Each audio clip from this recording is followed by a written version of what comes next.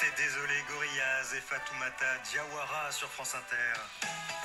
Grand bien vous fasse sur France Inter. Les ados au temps du confinement, nous en parlons avec nos invités, le psychologue Didier Pleu et la psychiatre Catherine Joussel, mais Sophie Becherel, bonjour, qui est avec nous. Bonjour.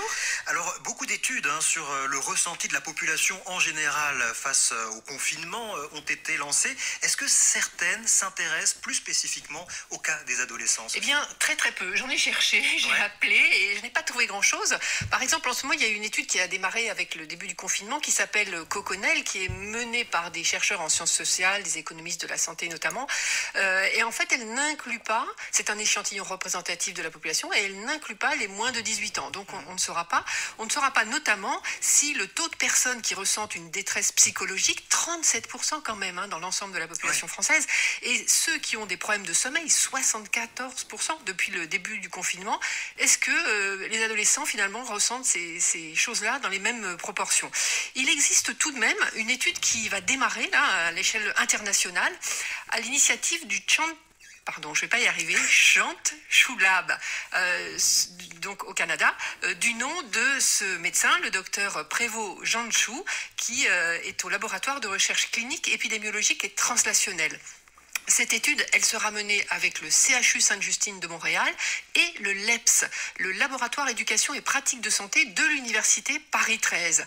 Alors, comme toutes ces études qui sont en ce moment en cours et qui tentent de recueillir soit le ressenti des Français, soit les changements que ce confinement implique dans leur vie quotidienne, cette étude va interroger à distance, évidemment, par questionnaire sur Internet, les 14-22 ans, afin d'étudier la perception de l'épidémie, afin de mieux comprendre les besoins des jeunes en cette période de confinement, et aussi elle va chercher à identifier les défis à relever pour ceux qui ont une maladie chronique. Peut-être qu'on en parlera dans cette émission, mais ça n'est pas rien quand on est adolescent avec une maladie chronique et que le suivi n'est plus le même que d'habitude.